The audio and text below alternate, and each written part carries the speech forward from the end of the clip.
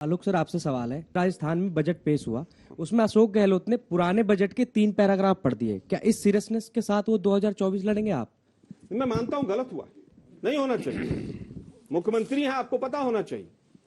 तो जैसे आप कह रहे हैं कि अडानी पे जांच होनी चाहिए, पर मेरा एक सिंपल सा क्वेश्चन है, ऑपोजिशन से है कि अगर मोदी नहीं तो कौन 2024 में कोई ऐसा है जो कि मोदी के अगेंस्ट सिंगल प्रेजेंस लेके लड़ सके? मोदी के अगेंस्ट अंजना जी है ना? नहीं तो पहचान कौन?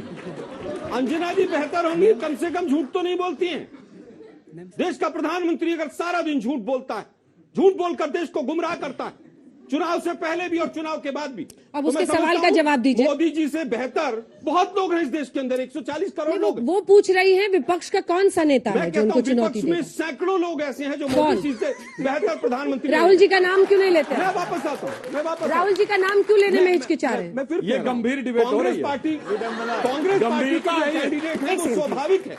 माननीय राहुल गांधी जी हैं। हाँ, तो आप नाम लेते सीधा, जैसे उसने पूछा था राहुल गांधी बोलते। मैं फिर कह रहा हूँ, इतना घूम फिर के आए सर। लोकतांत्रिक प्रक्रिया में सांसद अपने नेता को चुनते हैं।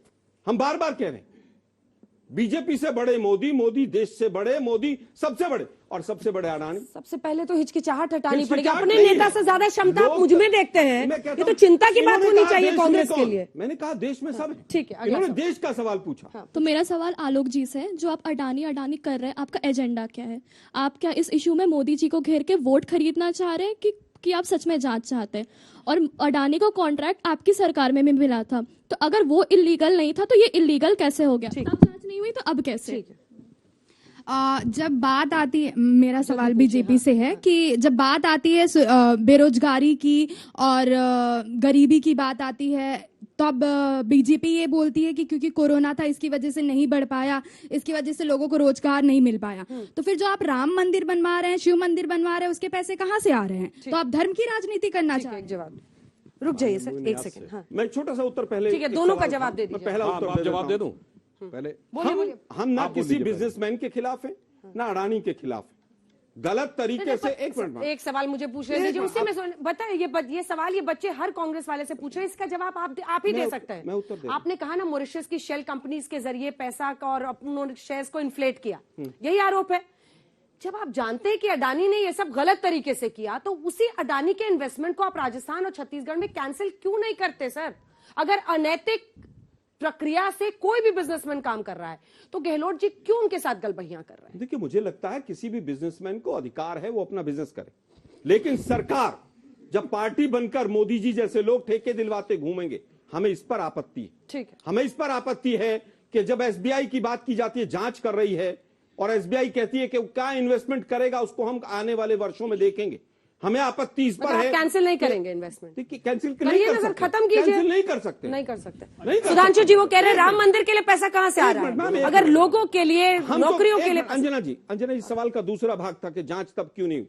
हम तो कह रहे हैं कांग्रेस के कार्यकाल की भी जांच करा लीजिए ना, दूध का दूध और पानी का पानी होने दीजिए। हाँ, मैं ये बात बताना चाहता हूं, राम मंदिर के लिए 35 साल से पैसा इकट्ठा हो रहा है। श्री राम जन्मभूमि न्यास से जब 9 नवंबर 1989 को शिलान्यास हुआ था, उसके साथ ही पैसा इकट्ठा होना शुरू हो गया था। दूसरी बात, अब हम कोविड से निकल के बाहर आ रहे हैं, इसीलिए हमने आपको बताया कि अब 6% ग्रोथ रेट। हम दुनिया में इस समय बड़ी अर्थव्यवस्थाओं में इकलौते देश हैं जहां ग्रोथ रेट ऊपर है और इन्फ्लेशन रेट नीचे है।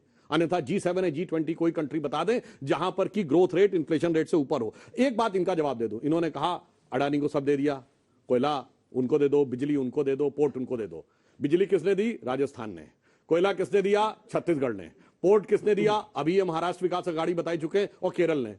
भाई ये सब तो जो तुम नाम ले रहे थे वो अपने लिए ले रहे थे कि हमारे लिए ले रहे थे, ये तो बता दें। दूसरी बात, इन्होंने कहा एक मिनट, इन्होंने कहा शेल कंपनी की बात। तो मैं पूछना चाहता हूं कि भाई शेल कंपनी का आधार क्या है? अगर भारत के रेगुलेटर को नजर नहीं आ रही है तो आपको जिस आधार पे, जिस हिंडनबर्ग के आधार पे कह रहे हैं, वो तो अपने ही देश में आरोपित हो चुका है। और इसलिए मैं सिर्फ ये कहना चाहता हूं कि हकीकत क्या है कि इनके सामने स्थिति यह है कि ये एक कहावत होती है, वो कॉम्प्लिकेटेड हो जाएगा तो फिर उसका अर्थ बता देता हूं। देह ने जे खायो जेबरी को सापरे, मतलब एक रस्सी है, वो सांप नजर आने लगे किसी को, तो ये उसका मानसिक भ्रम है।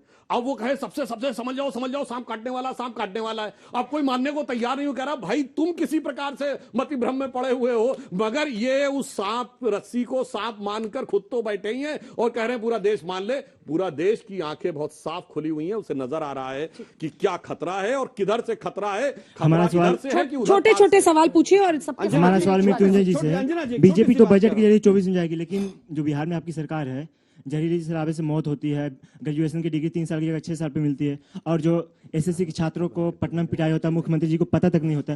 क्या इसी के जरिए 24 में आप आएंगे? देखिए, बिहार में जब सत्ता में हम लोग आए हैं, इसके बाद से सबको पता है कि बिहार में नौकरियां दी जा रही हैं नौजवानों को।